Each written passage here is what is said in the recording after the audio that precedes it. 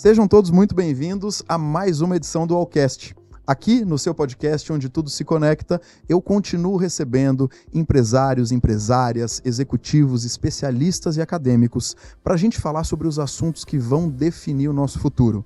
Tecnologia, seguros, gerenciamento de riscos e muito mais.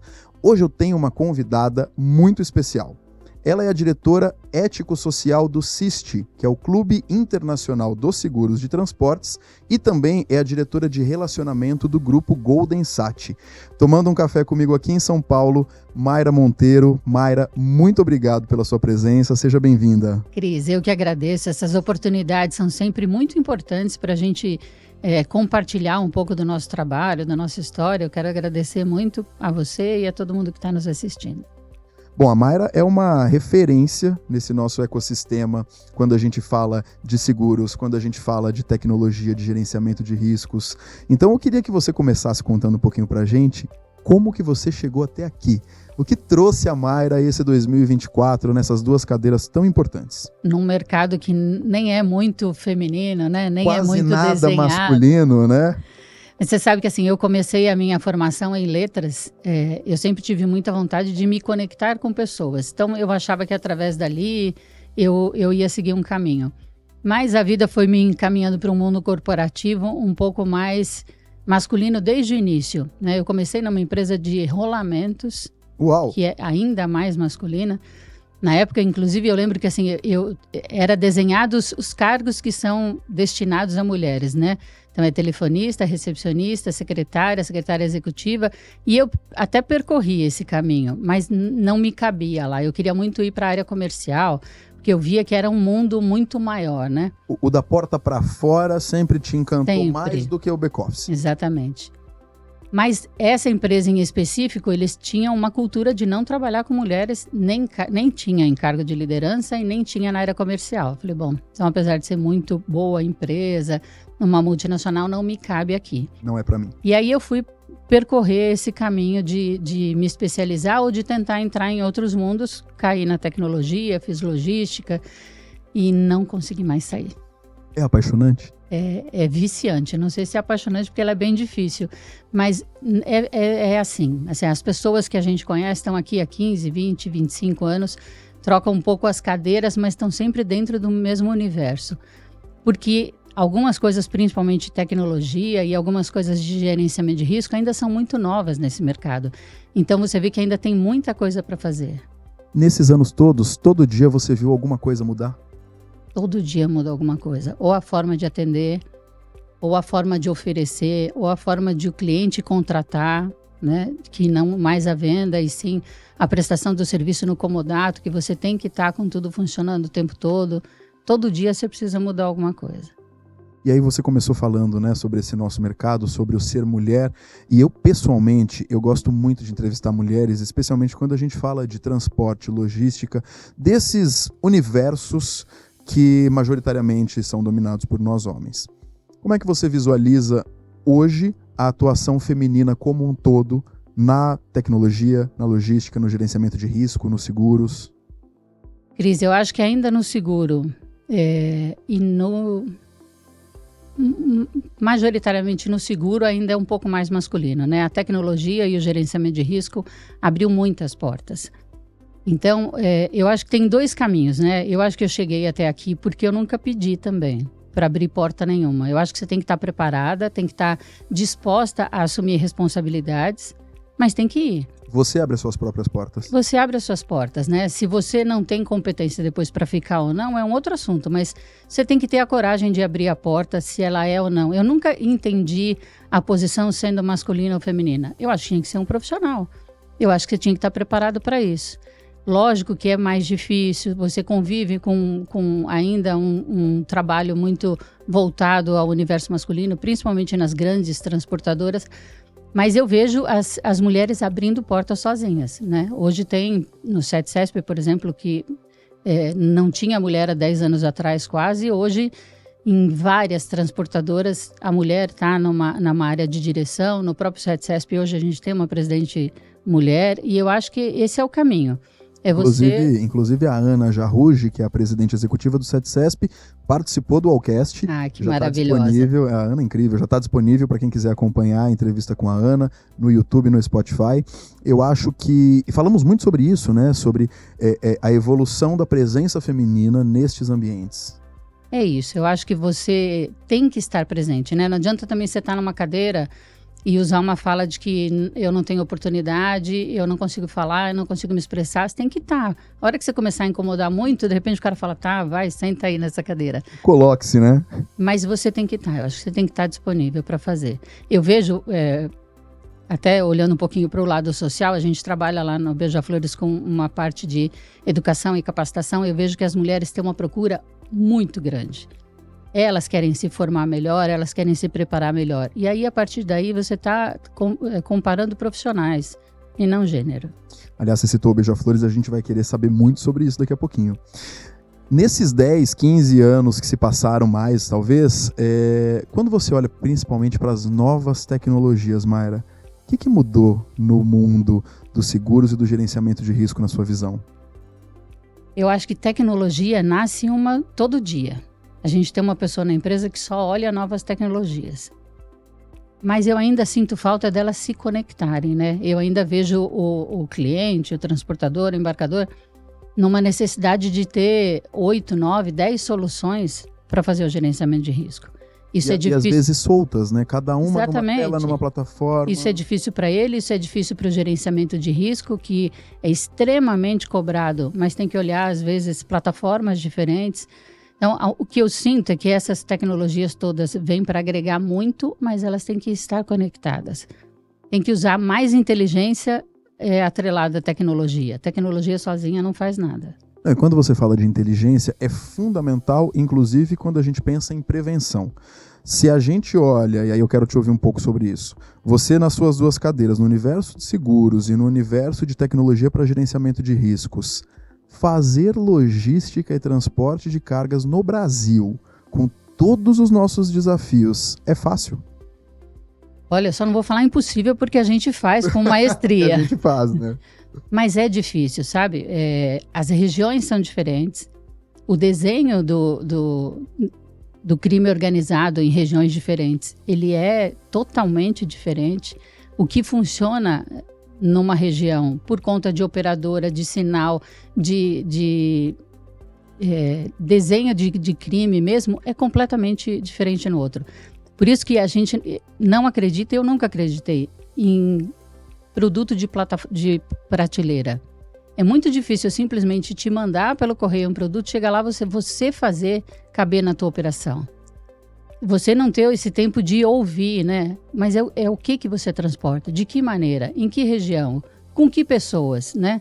Porque às vezes o cliente é grande para fora, mas ele tem uma estrutura enxuta.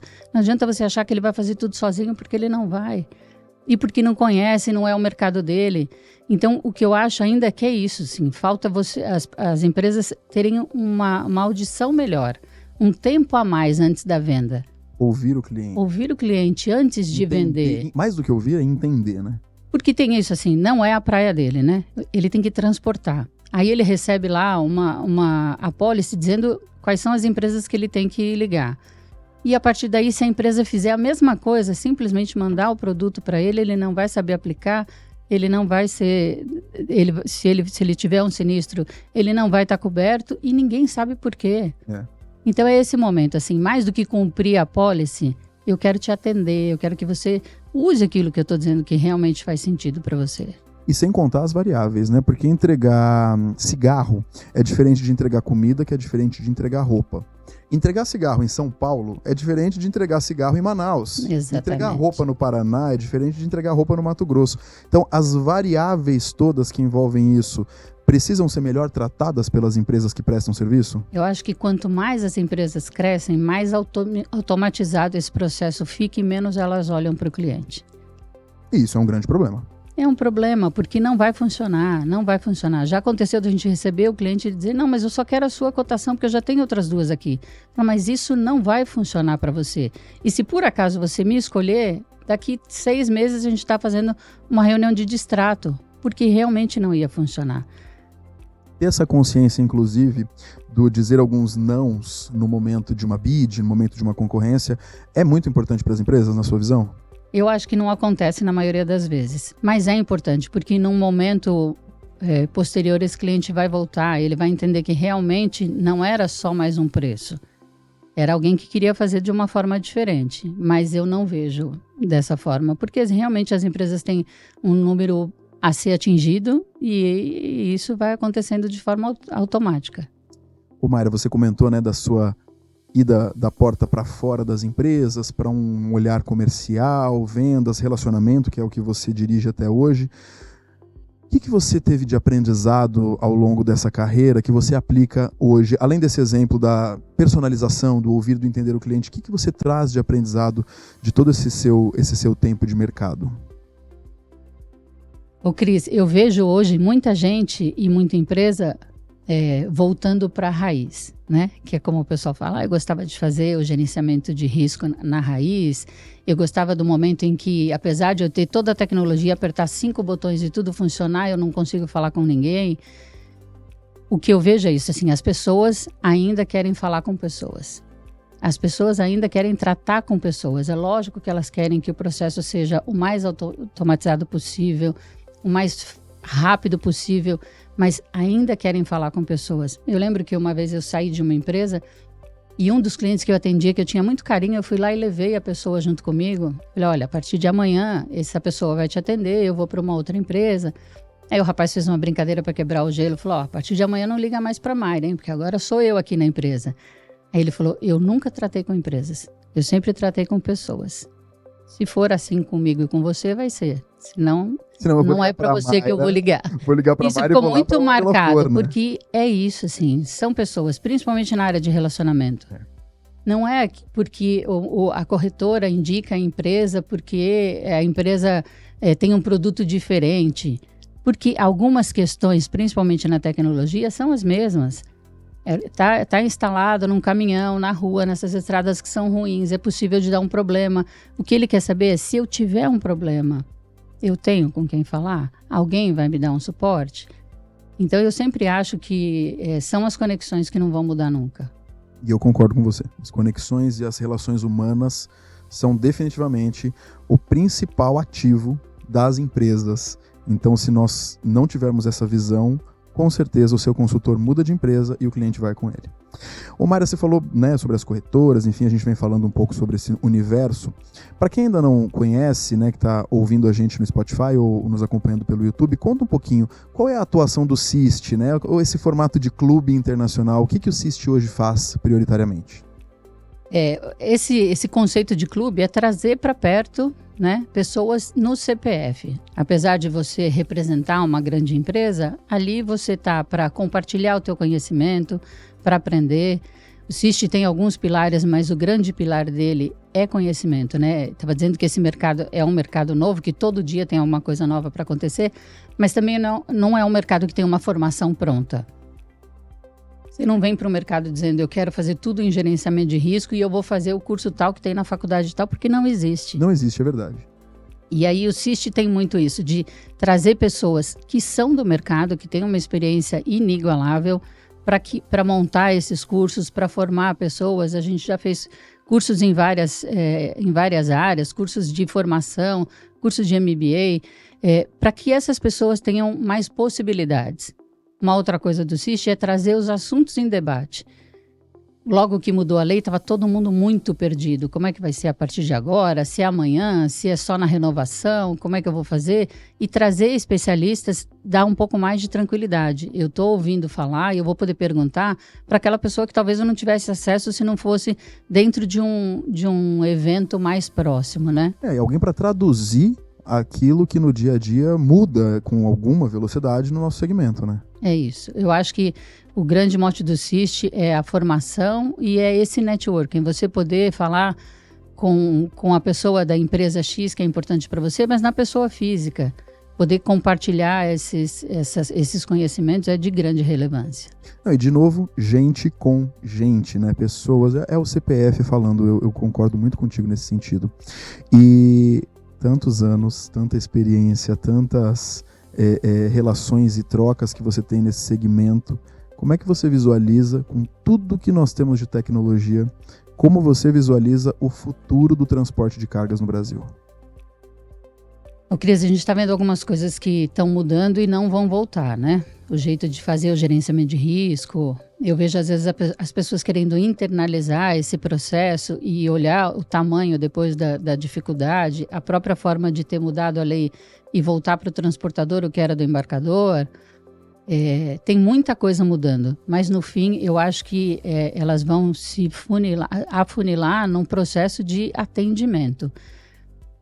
As pessoas têm que ser mais especialistas naquilo que elas fazem. Então, o consultor tem que realmente ser um consultor. Não dá para ser vendedor na forma e no jeito que a gente faz hoje o transporte e o gerenciamento de risco. Não dá para fazer mais ou menos o gerenciamento. Tem que estar próximo do cliente, tem que estar falando com a tecnologia. Eu acho que assim, vão vir cada vez mais tecnologias, e elas estão vindo de software, de equipamentos, etc. Mas elas têm que estar atreladas a pessoas e à inteligência para o negócio poder fluir. E não adianta eu, enquanto consultor, dominar apenas o meu produto se eu não dominar o seu segmento cliente, a sua dor cliente e todo o entorno, né? Porque quando a gente pensa em gerenciamento de risco, você falou, né, sobre criminalidade, enfim, você tem que entender muito mais sobre tudo, né? A sua inteligência tem que se precaver, a gente tem que prevenir, porque quanto mais a gente prevenir os sinistros, melhor também vai ser a sua atuação, né? Faz sentido? E você vê que a gente está vivendo um momento hoje que não dá para você dizer que não sabia. Não tem como. Cara, você tem aí todos os podcasts feitos com grandes especialistas, você tem acesso à internet com todas as informações, você tem acesso a esses eventos, como o CIST faz, o workshop.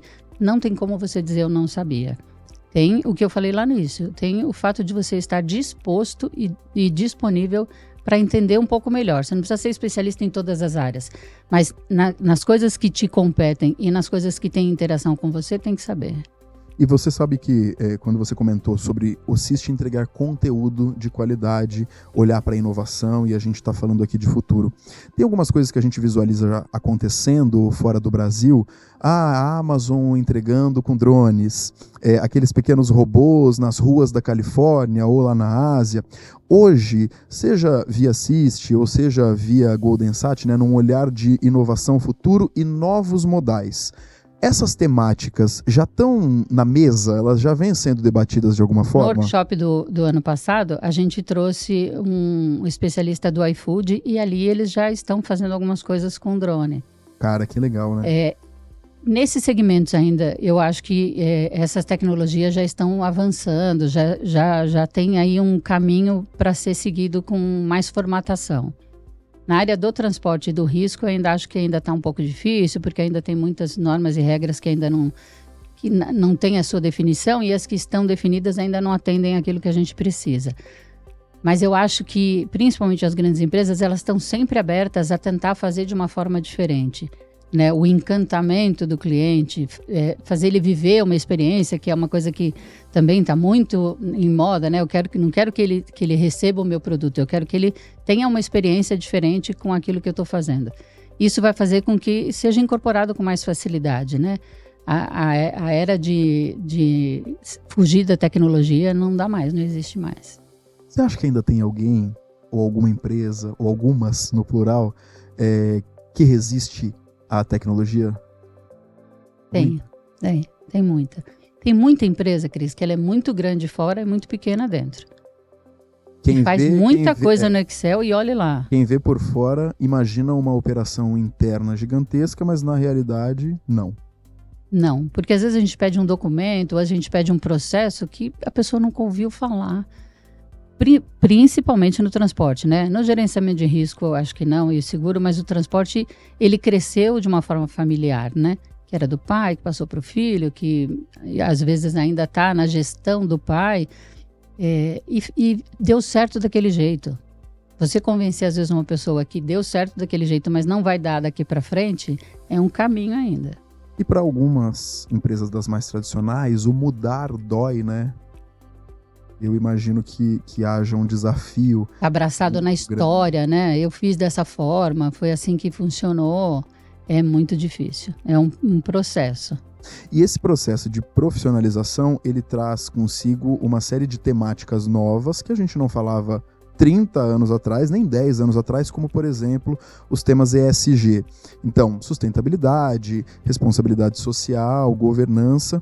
Nesse sentido, tanto o CIST quanto o Golden Sat, né, com os seus dois olhares, as suas duas cadeiras de diretoria, essas temáticas têm sido mais faladas, mais debatidas? Elas são parte do dia a dia do mercado? Elas são, Cris. Parte daquilo que a gente ainda precisa fazer, né? Mas, de novo, eu ainda vejo distante do aceitável, não é nem do que deveria ser. As grandes empresas já incorporaram, porque esse tema é um tema difícil, dá trabalho você implementar dentro de uma empresa, porque você muda desde a cultura até a forma de fazer. E até a forma de servir o café. Tudo, absolutamente tudo. O copo no qual você serve o café, tudo muda, né? E aí tem que estar disposto a fazer, tem alguns investimentos, tem que dedicar pessoas para isso. Então, eu tenho visto as grandes empresas porque elas já têm esse processo. As organizações que fazem eventos, fazer o evento agora e já fazer a compensação do carbono, acho que não tem mais como não fazer, e a gente vê isso com muita maestria.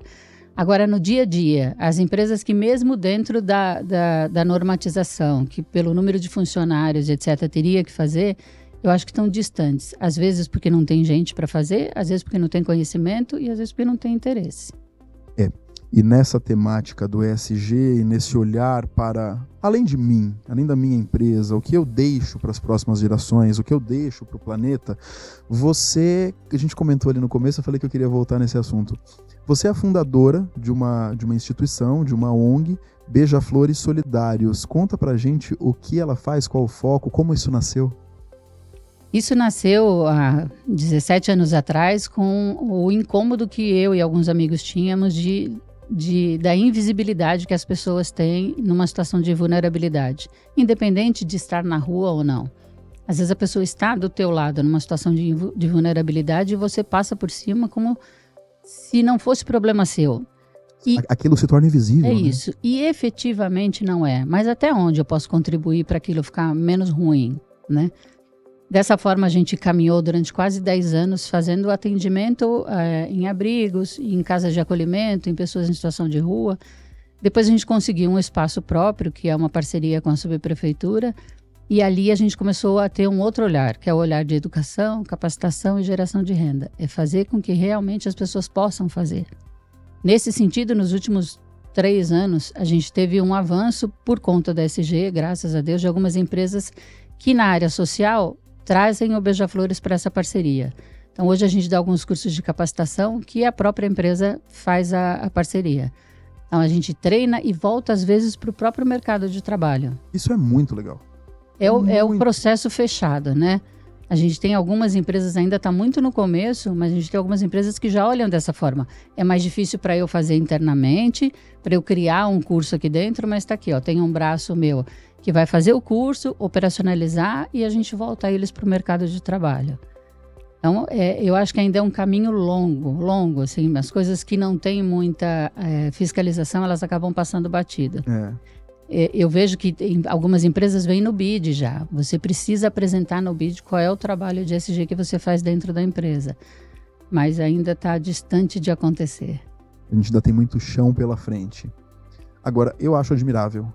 A gente vinha falando das suas 2 cadeiras, né? Além das 2 cadeiras executivas que você tem, ainda encontrar tempo, mas eu acho que mais do que tempo, é propósito, é importância, é atenção para algo que você criou e que tem se conectado aí com outras empresas, tem de fato gerado resultado, valor, melhoria para a sociedade. Eu acho muito legal. Parabéns, Mayra. Obrigada, viu? Eu vou dizer, Cris, que quando eu comecei aí nesse caminho social, não tinha nenhum objetivo de fazer gestão de uma organização. Eu só queria fazer parte do processo. E uma pessoa que era muito importante para minha formação na época falou: você acha realmente que você está fazendo bem para outras pessoas, mas é para você. Esse trabalho é um trabalho extremamente egoísta. E aquilo me incomodou. Eu falei, como assim? Eu estou lá na rua, na chuva, me virando. E porque o sentimento de gratidão que você recebe, ele é puro. Ele é a expressão mais pura do amor. E ele realmente vicia. Você quer cada vez fazer mais para estar nesse sentimento de gratidão cada vez mais. É fazer o bem e ser beneficiado indiretamente de uma forma legítima. Para a bênção chegar em alguém, ela passa por você, né? Então, eu acho que de alguma maneira você sempre está numa condição de ser ajudado, ser um ser melhor, um profissional melhor, né? Tem muita empresa hoje que preza pelos funcionários fazerem uma ação social, porque entre eles começam a se dar melhor. Isso é muito legal e a forma como você divide com tanta clareza o como ações podem ser transformadoras e determinar o nosso futuro tem tudo a ver com o que o Wallcast busca de fato. Então, fico muito feliz com a sua presença, por você ter aceitado o nosso convite. Fico triste porque o tempo passa voando. Sempre passa. A gente está aqui numa conversa tão incrível que o nosso tempo passou. E eu tenho certeza que quem está nos assistindo e nos escutando, assim como eu, está muito grato por você dividir conosco a nossa história. E aí, a sua história. E eu queria te ouvir me respondendo mais uma pergunta. Lá no começo você falou muito sobre esse desafio do ser mulher. E agora no final a gente está falando muito de propósito. Se você tivesse que deixar uma mensagem para as mulheres empreendedoras executivas, criadoras, as mulheres líderes protagonistas, o que a Mayra Monteiro diria? Eu tenho 2 filhas mulheres, né? Que eu já criei nesse caminho de ser protagonista da própria história, né? Eu acho que a grande importância é você fazer por você. Todo o resto vai agregar o caminho que você escolher. Mas é você que tem que ser. Não pode depender de aceitação, do amor do outro, da simpatia de ninguém. Você tem que se gostar e tem que escrever a tua história. Ela dói mais, ela é mais trabalhosa, mas depois disso ela te dá uma autonomia que você se tranquiliza, né? Você pode receber melhor a ajuda, o conselho, o amor das pessoas se você estiver segura do caminho que você escolheu. Então eu acho que é isso, assim, é difícil, não é fácil ser mulher, tem inúmeros desafios, mas se você determinou o teu caminho, vai. Muito obrigado. Eu que agradeço, pela conversa inspiradora, foi uma delícia. Mensagens inspiradoras. Eu vou deixar aqui para vocês que estão nos acompanhando, tanto pelo Spotify quanto pelo YouTube, na descrição do nosso podcast, os links para o CIST, para o Grupo Golden Sat e para o Beija-Flores Solidários. E eu sei que se eu tivesse com a Mayra aqui mais meia hora, a gente teria vários outros links, porque ela é muito multitarefas e faz muitas coisas incríveis. Muito obrigada, viu? Mayra. Foi uma delícia. Muito obrigada e parabéns pela iniciativa de vocês. Obrigado, eu te agradeço. Agradeço também você que nos acompanhou em mais um episódio. O Wallcast é um oferecimento da Angelira, uma empresa de tecnologia para logística, gerenciamento de riscos e muitos dos assuntos que a gente falou aqui hoje. Vou deixar um QR Code, quem está conosco no YouTube pode acessar para conhecer mais sobre as soluções. E se você estiver no Spotify, não tem problema, é só acessar angelira.com. Muito obrigado, ainda tem muito Wallcast nessa temporada e eu te espero na próxima edição.